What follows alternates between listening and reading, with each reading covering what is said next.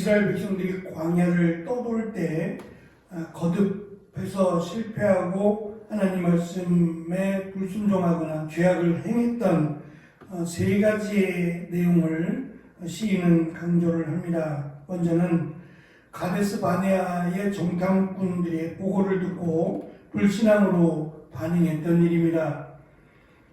민수기 13장에 기록된 이 사건은 너무도 잘 알려진 사건입니다. 하나님께서 그 땅을 취하라는 말씀을 믿지 않았고 또 그 땅을 차지한다는 것이 불가능하다라고 그들은 정탐꾼 대부분 10명이나 되는 정탐꾼들이 부정적으로 말을 했을 때에 그것을 믿었고 하나님이 그 땅을 주실 수 있다, 주신다라고 하는 여호수아와 갈렙의 보고를 거부했습니다. 따라서 하나님께서 그들에게 가라고 말씀하셨을 때 가지 않으려고 했고 하나님의 공급하심에 대해서도 불평했기 때문에 그들은 그 땅을 다시 보지 못하게 되었습니다. 특별히 시인은 이에 대해서 24절에 보면 그 땅, 그 기쁨의 땅을 멸시한 것으로 24절은 낙토를 멸시하며 라고 번역을 했는데요. 그 기쁨의 땅을 멸시한 것으로 시인은 표현합니다. 하나님께서 주시고자 한 그 땅은 기름진 땅이기도 하지만 하나님의 은혜가 아니면 취할 수 없는 땅입니다. 그런데 그 땅을 하나님이 허락하셨음에도 그 땅을 취하지 못한 그것이 결국은 하나님을 신뢰하지 못함이라고 시인은 해석하고 있는 겁니다. 26절과 27절에서 하나님께서 그들의 하나님을 믿지 못함, 신뢰하지 못함으로 인하여 진노 가운데 손을 들어 맹세하신 것을 기록을 합니다. 시인은 27절에서 불신앙에 대한 하나님의 맹세가 초래한 심판의 범위가 그냥 그들 지금 현재 광야에서 하나님을 신뢰하지 못한 그들에게뿐만 아니라 27절은 그 후손을 열방 중에 엎드러뜨리며 각지에 흩어지게라고 말씀합니다. 그래서 그 후손된 지금 이 말씀을 아마 듣고 있는 자들이 되겠죠. 그 광야 1세대의 후손된, 물론 1세대는 광야에서 죽고 2세대가 약속의 땅에 들어가게 되지만 어쨌든 그 하나님을 신뢰하지 못한 그들의 후손들 역시도 땅을 잃어버릴 것이며 여러 나라로 흩어지리라고 하나님이 손을 들어 맹세하셨고 그 맹세대로 지금 이스라엘 백성들이 흩어지게 되었고 또 땅을 빼앗기게 된 것으로 시인이 해석하는 겁니다. 사실은 그것 때문에 하나님이 손을 들어 맹세하신 것이 지금 아직도 태어나지 않을, 장차 태어날 후손들에게까지 미친다라고 하는 것은 성경적이지 않아요. 하나님의 진노하심, 하나님의 심판하심은 대대로 물려받지 않아요. 대대로 물려받지 않고 그 말씀에 불순종한 자들에게 임하는 겁니다. 그러니까 아비가 신포도를 먹었다고 자식의 이가 시냐라고 말씀하신 것처럼 그 심판이 대대로 대물림되지 않습니다.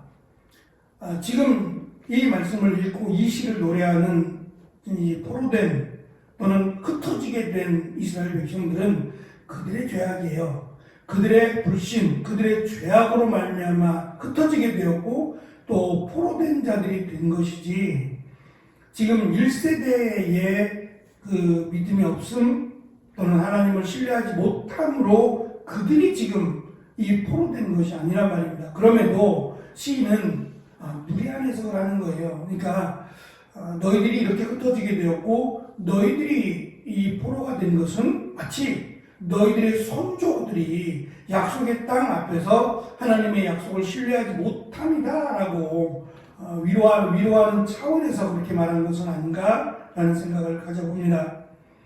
두 번째 이야기는 모압 평원에서 있었던 것인데요. 약속의 땅에 들어가기 바로 전에 일어난 사건입니다. 그것은 부올의 바알과 연합한 사건인데 그들은 이 부올이라고 하는 곳에서 죽은 자에게 제사한 그 음식을 그냥 먹게 됩니다. 죽은 자에게 한 제사는 거짓 신들에게 한 제사이거나 아니면 장래와 관련된 죽음의 신과 관련된 종교적 의식이었을 겁니다. 그리고 그들에게 바쳤던 음식, 그 죽은 자의 신에게 바쳤던 음식을 먹음으로 마치 액땜하는 것처럼 죽음이 우리에게서 멀어지는 것처럼 그렇게 그들이 믿어왔던 이방 신의 제사에 참여해서 그 음식을 같이 먹습니다. 뿐만 아니라 그 음식을 먹고 그들이 취한 이어지는 그들의 의식은 이 성적인 타락이었는데 그것까지도 이스라엘 백성들이 함께 어울리면서 공개적인 타락까지도 이르게 됩니다. 그래서 많은 사람들이 죽게 되는데 그때 비느하스가 이 성적인 범죄를 저지르고 있던 남자와 미디안 여자를 죽임으로 이스라엘에게 임했던 재앙이 멈추게 되죠. 30절에서 시인은 비느하스가 중재했다라고 강조합니다. 마치 모세가 이스라엘 백성들 또는 모세와 아론이 이스라엘 백성들과 하나님 사이에서 중재했던 것처럼 시인은 지금 자신의 역할을 강조하기 위함인지 모르겠습니다. 모세가 대단해서가 아니라 하나님이 그를 통해서 이스라엘 백성들과 하나님 사이를 중재했고 그 역할을 지금 마치 비느하스가 한 것처럼 시인 역시도 하나님과 이스라엘 백성들 사이를 중재하고 있는 것으로 그래서 그들을 중재하는 자들을 신뢰하고 그들을 믿고 따를 것을 지금 강조하고 있습니다. 세 번째 사건은 무리바에서 일어난 물과 관련된 사건입니다. 마실 물이 없어서 괴로워하던 이스라엘 백성들이 모세와 아론을 찾아왔고 가데스에서 물을 마시지 못해 극도로 스트레스에 쌓여있던 그들이 모세를 원망하며 왜 우리를 여기까지 인도했느냐 라고 하며 그들을 뿐만 아니라 하나님도 불신하고 하나님을 원망하는 사건이 벌어집니다. 그런데 시인은 이 사건으로 말미암아 재난이 모세에게 이르렀다라고 강조하고 있습니다.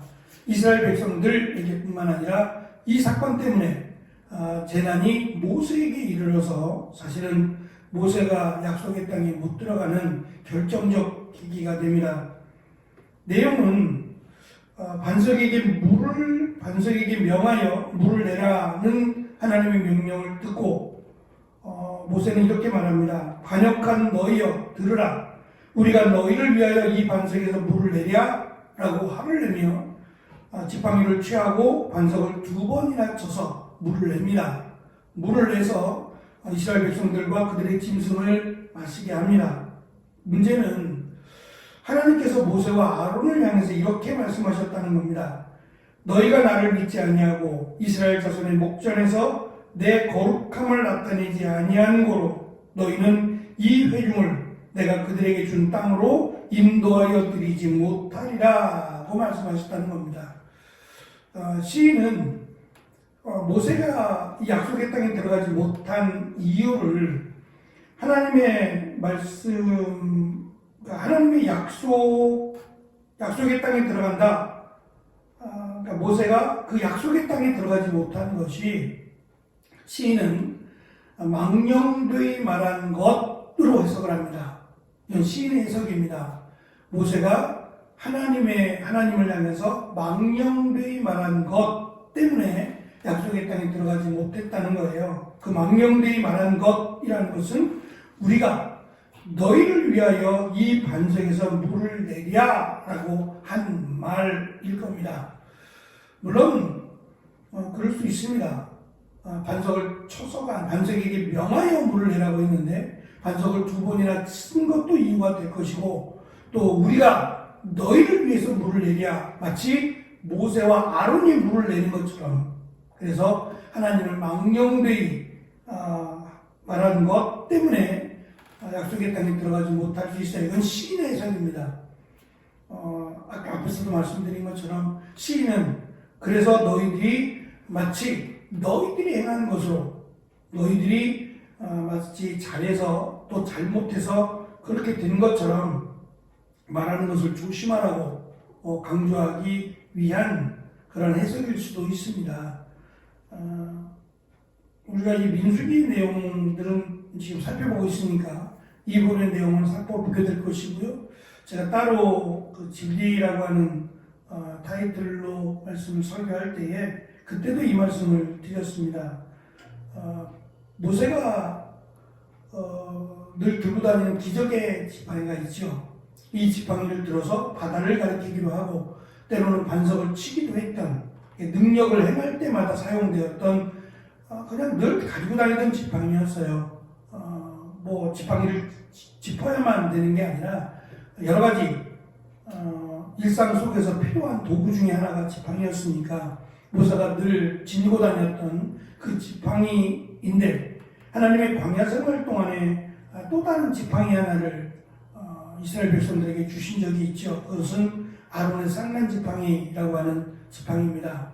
사용하는 것은 아니고 그 지팡이를 보관하고 있다가 그 지팡이에 싹이 난 것을 이스라엘 백성들에게 보여주어서 하나님 우리와 함께 하신다라고 하는 것을 보여주고 증명함으로 그들에게 안심시켜 주기 위한 방법으로 허락하신 지팡이인데 사실은 모세가 취한 지팡이는 늘 두고 다니는 지팡이가 아니라 보여주어야 될 이스라엘 백성들에게 하나님이 지금도 우리와 함께 하신다라고 증명하며 보여주어야 될 쌍난 지팡이입니다.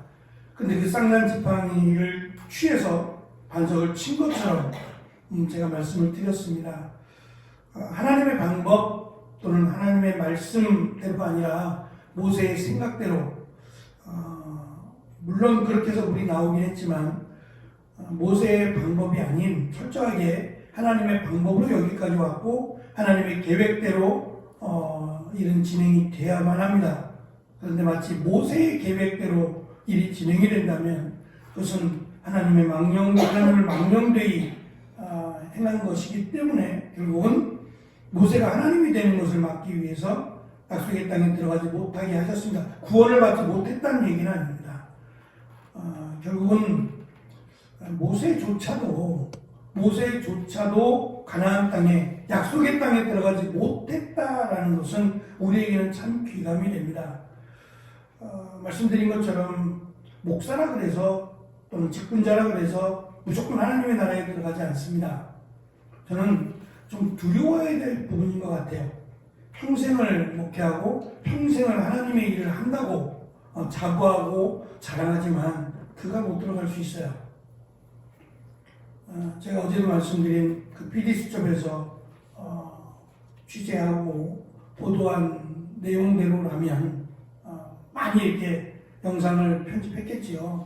근데 어쨌든 그 PD수첩에서 보여주는 영상대로라면 저는 그가 정말 구원을 받을 수 있을까? 그거대로라면 저는 그건 못 받을 것 같아요. 본인이 하나님인데 어떻게 구원을 받아요? 본인의 아들이 독생자인데 어떻게 구원을 받아요? 그거는 성경에 빗대어 보면 구원 받을 수 없어요. 근데 어느 누가 그렇게 생각하겠냐 말이에요. 미어 터지도록 몰려드는 두 손 들고 아멘하는 그 성도들이 그 목사의 말이라면 마치 하나님의 말인 것처럼 본인도 그렇게 이야기해요. 내 말이 곧 하나님의 말이라고요. 하나님의 말씀만 하나님의 말이지 자기가 하는 모든 말이 하나님의 말씀이에요. 이런 말도 안 되는 경우가 어디 있어요.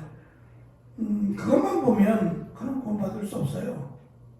그러니까 돈도 많을 수도 있고 평생 존경받을 수도 있어요. 근데 구원을 받지 못합니다. 그러니까 그런 것에 대한 두려움이 특히 앞선자들에게 있어야 되지 않을까라고 하는 귀감과 교훈이 됩니다.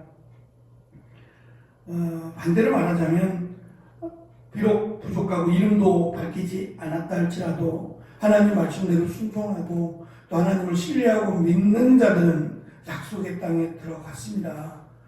그것처럼 하나님 말씀에 순종하고 하나님 말씀대로 살아가고자 하는 자들, 그들에게 주신 하나님의 크신 은혜와 축복임을 우리가 고백할 수 있는 귀한 은혜가 있었으면 좋겠습니다. 기도하겠습니다.